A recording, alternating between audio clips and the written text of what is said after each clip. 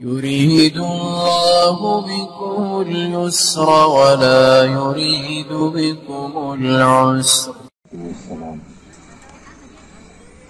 ہر ابتدا سے پہلے، ہر انتہا کے بعد، ہر ابتدا سے پہلے، ہر انتہا کے بعد ذات نبی بلند ہے ذات خدا کے بعد. دنیا میں جس قدر احترام کے قابل ہے لوگ، میں سب کو مانتا ہوں مگر مصطفیٰ کے بعد صلی اللہ علیہ وسلم.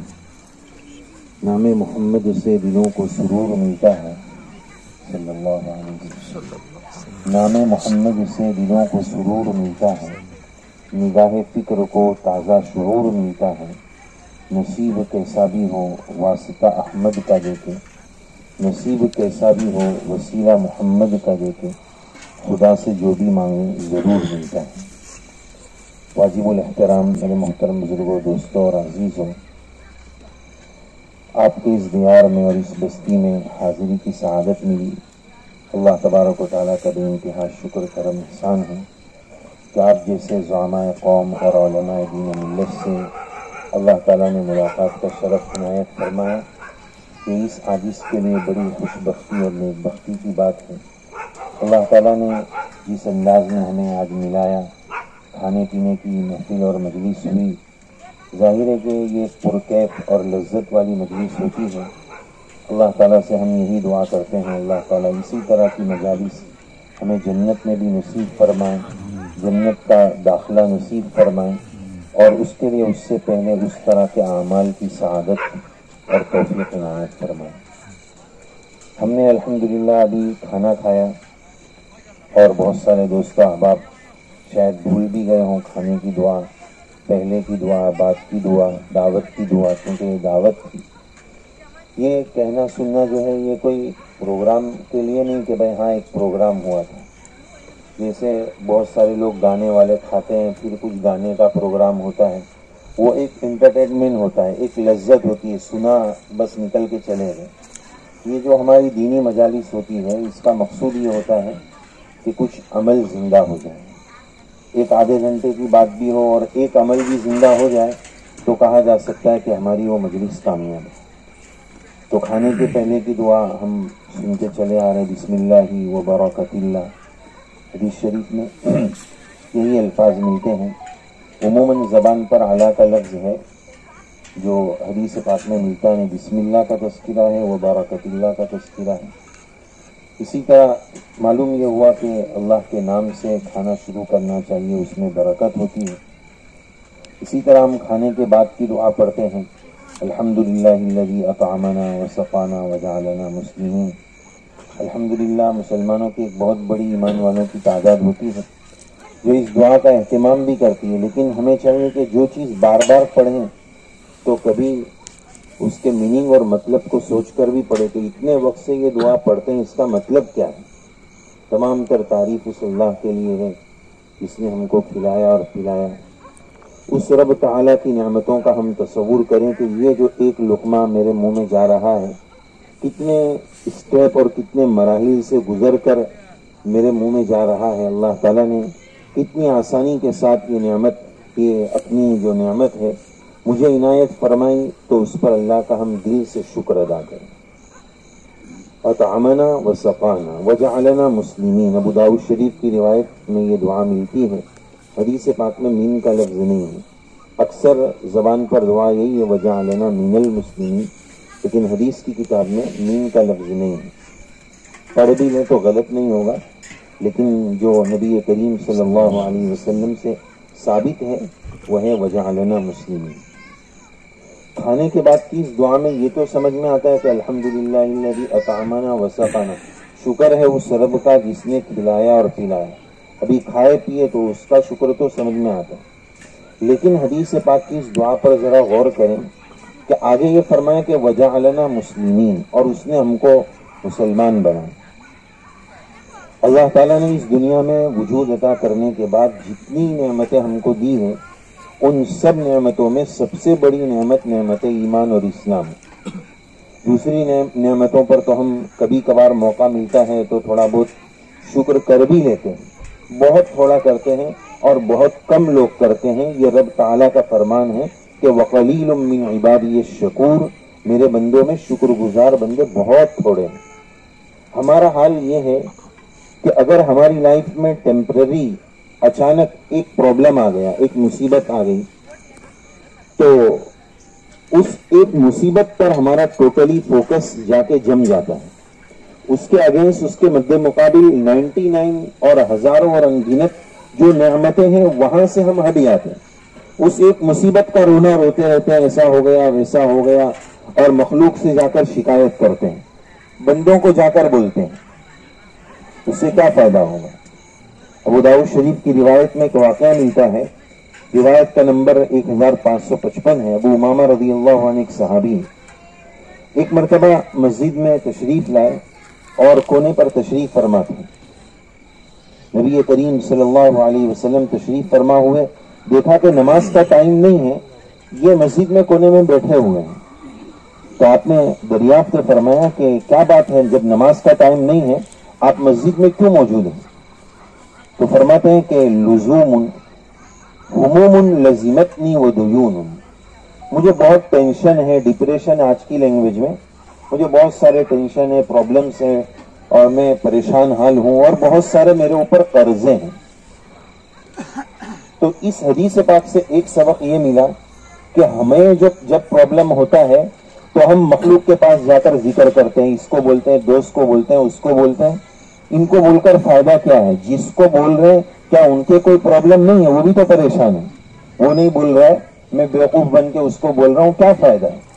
صحابی کا عمل دیکھیے، جب ان کو پریشانی ہوئی تو وہ کسی حاجی صاحب اور سیٹھ صاحب کے در پر نہیں گئے کہ وہ شاید میرا قرضہ کچھ میری مدد کر دیں گے، اللہ کے در پر آئے، مسجد میں آئے اور کونے میں بیٹھے۔ نبی کریم صلی اللہ علیہ وسلم نے پھر دعا بتائی کہ تم یہ دعا کا اہتمام کرو، ٹوٹلی ٹینشن، ڈپریشن، قرض، جو بھی پرابلمس ہے سب حل ہو جائیں گے، سب کا مسئلہ حل ہو جائے گا۔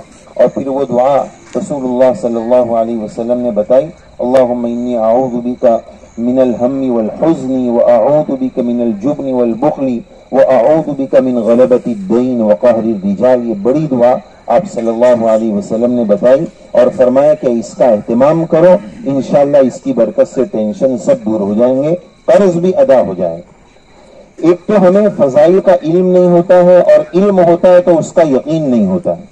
ایک بہت بڑی تعداد ہے، علماء بھی تشریف رکھتے ہیں، ہم نے حدیث پاک میں سنا کہ ایک دعا ہے، اللہم اکفنی بحلالک عن حرامک واغننی بفضلک عمن سواک۔ جو اس دعا کے پڑھنے کا اہتمام کرے گا، پہاڑ کے برابر قرضہ ہوگا، اللہ تعالیٰ اس کو بھی ادا کروا دیں گے۔ 1-2 لاکھ روپے کی بات نہیں ہے، پہاڑ کے برابر قرضہ ہوگا، وہ بھی ادا ہو جائے گا۔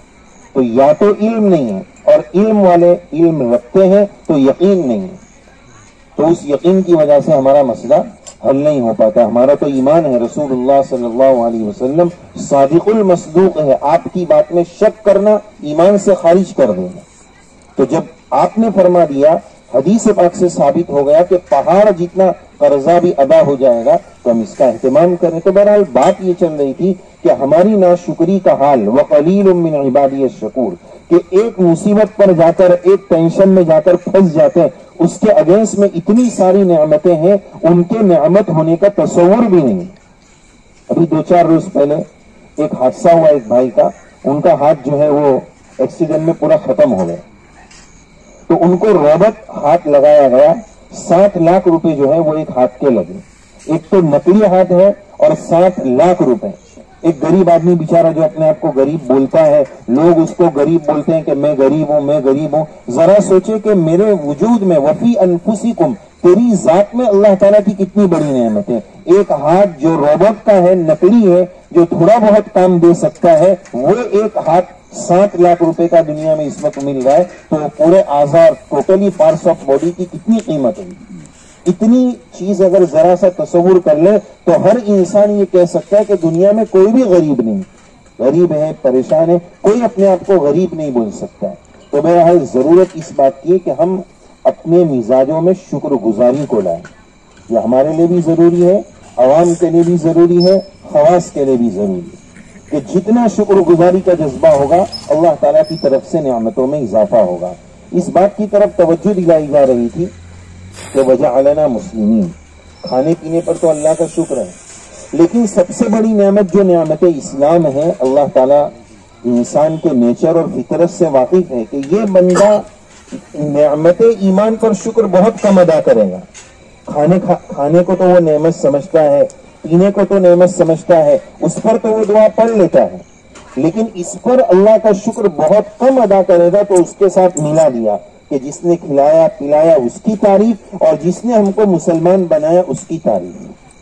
تو یہ بہت بڑی اللہ تعالیٰ کی طرف سے ایمان کی نعمت ہمیں ملی ہے. لیکن اس نعمت ایمان کا صحیح مقتضا یہ ہے، اس کا صحیح تقاضا یہ ہے کہ ہم اپنی زندگی میں شریعت اور سنت کو لائیں. آج ہمارا حال یہ ہو رہا ہے کہ ہماری زندگی کے ہر عمل میں غیروں کا طریقہ آ رہا ہے، غیروں کی روش آ رہی ہے، غیروں کی ڈگر پر اور نقش قدم پر ہم لوگ چل رہے ہیں. ضرورت اس بات کی ہے کہ ہم رسول اللہ صلی اللہ علیہ وسلم کی سنتوں کو، آپ کے طریقوں کو اپنی زندگی میں لائیں. ہمارے بہت سارے نوجوان، ہمارے ساتھی سفیان بھائی عزیز نے بتایا کہ بہت سارے نوجوان ماشاءاللہ بڑی دین کی خدمت کرتے ہیں، قوم کی خدمت کرتے ہیں. اللہ تعالیٰ آپ سب کی خدمتوں کو قبول فرمائے. اللہ تعالیٰ نے جن کو جو صلاحیت دی ہے، ایک اہم بات یہ ہے کہ اللہ تعالیٰ نے جس فرد کو جو صلاحیت دی ہے، میری وہ صلاحیت دین پر لگ جائے، یہ میری سعادت کی بات ہے. اللہ تعالیٰ نے ہر ایمان والے کو، بلکہ ہر انسان کو الگ الگ صلاحیت دی ہے. کسی کو پیسے کا، مال کی صلاحیت دی ہے، کسی کو علم کی صلاحیت دی ہے، کسی کو نام اور عزت کی صلاحیت دی ہے. تو آپ کے پاس جو صلاحیت ہے اس کا مس یوز نہ ہو، اس کا غلط استعمال نہ ہو. ہم اپنے اس نام کی بنیاد پر قوم کو جو ہے ستانے والے نہ ہوں. قرآن مجید میں آیت ہے نا کہ مسلمان کے بارے میں فرمایا وَمَنْ أَحْسَنُ قَوْلًا مِّمَّنْ دَعَا إِلَى اللَّهِ. مسلمان جو اپنے آپ کو بولتا ہے اس کو ایک تو دعوت کا کام کرنا ہے، دعا الی اللہ، اللہ کی طرف بلانا ہے، اور دوسرا وعمل صالحا، جو دوسروں کو بولتا ہے اس پر خود عمل بھی کرنا ہے. یہ دو کام کرنے ہیں. وقال اننی من المسلمین. اب وہ بن سکتا ہے کہ میں مسلمان ہوں. آج الٹا ہو گیا ہے. یہ آیت یہ بتا رہی ہے کہ کام کرو تو نام ملے گا. آج یہ ہو گیا کہ بھائی پہلے نام کما لو پھر کام کرو کہ نہیں، دیکھا جائے گا 5 سال تک تو چلے گا، اس کے بعد اگلا سوچیں گے. اشارہ سمجھ جائیے. تو بہرحال ہمیں چاہیے کہ شریعت و سنت کا اہتمام ہو، اور صرف نام کے اعتبار سے ہم مسلمان نہ ہوں. آج صرف روا روی، ظاہری رسم، بس یہ سب ہم نے کر لیا اور سمجھا کہ دین کا ہم نے حق ادا کر دیا، ہم پکے مسلمان ہو گئے. ایک لطیفہ اس موقع پر یاد آ رہا ہے، کیونکہ ساتھی لوگ کھانے پینے کی مجلس میں جمع ہوئے ہیں تو تھوڑا سا لطیفہ بھی ہونا چاہیے. وہ بائک جو آتی ہے، ہمارے نوجوان جو چلاتے ہیں، وہ 3 دوستوں نے مل کے ایک بائک خریدی. اس میں ایک مسلمان تھا، ایک ہندو تھا اور ایک کرسچن تھا. اب بائک ایک ہے، چلانے والے 3 ہیں. تو انہوں نے آپس میں طے کیا کہ تینوں ایک دن چلائیں گے، تینوں کی ایک دن باری رہے گی. تو ٹھیک ہے.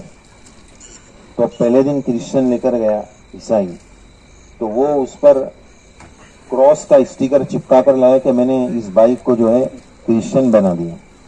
بہت اچھی بات ہے. دوسرے دن وہ ہندو لے گیا، وہ اس پر اوم کا اسٹیکر چپکا کر لایا، بولے یہ بائک ہندو بنی. اب تیسرا دن مسلمان کا تھا، وہ بہت ٹینشن میں تھا کہ میں کیا چپکا کے لاؤں. اس لطیفے کو یہاں بیچ میں روک کر، آج کسی بستی میں جب جاتے ہیں تو کسی بھی بھائی سے پوچھے کہ بھائی یہاں مسلمان لوگ کہاں رہتے. اب ہمارا اصل نام تو مسلمان ہے، وہ سماکم المسلمین، ہمارا نام مسلمان ہے. اب زمانے کے اعتبار سے الگ الگ تعبیرات اور الگ الگ، ابھی ایک نام بولا جاتا ہے مومیڈن. بھائی یہ کہاں سے لائے؟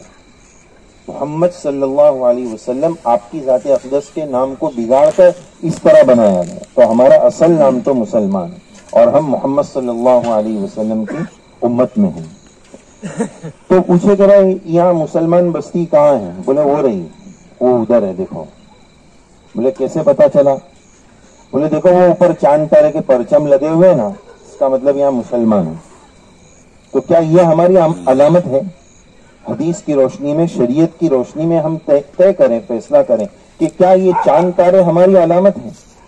نہیں، اصل علامت تو یہ ہونی چاہیے، اس کا جواب یہ ہونا چاہیے کہ اس بستی سے اذان کی آوازیں آتی ہیں اور یہاں کی مائیں بہنیں پردہ کرتی ہے، یہاں کے نوجوانوں کے چہروں پر سنت ہے، تو اس سے پتا چلا کہ یہاں مسلمان ہے۔ اب وہ کیا بولتا ہے؟ دیکھو وہ چاند تارے کے پرچم لٹک رہے نا، اس کا مطلب یہاں مسلمان رہے۔ مسلمان بھی نہیں بولتا، وہ بولتا مومڈن۔ تو بہرحال اب وہ تیسرے دن باری جو ہے وہ مسلمان کی تھی، وہ بہت ٹینشن میں تھا، اس کو وہ چاند تارے والا پرچم چپکانے کا خیال میں نہیں آیا۔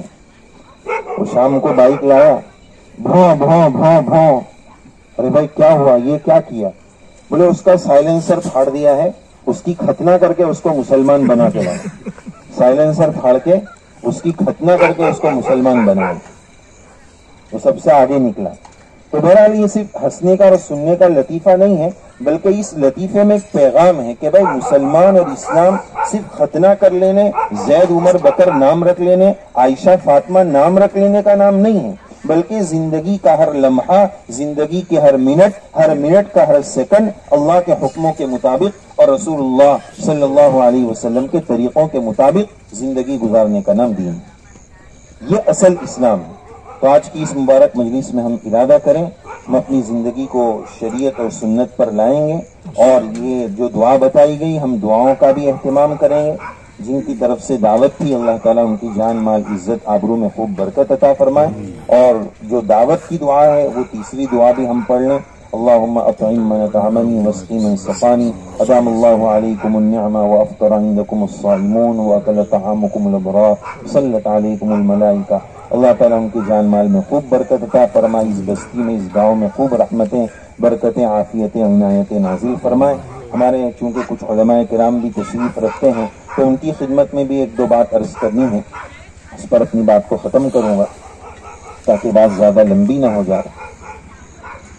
یہ علماء کرام کا منصب بڑا ویڈیو کے نیچے سبسکرائب کے بٹن پہ کلک کریں، بیل کے آئیکن پہ کلک کیجئے تاکہ ہر نئی ویڈیو کی نوٹیفیکیشن آپ کو مل جائے۔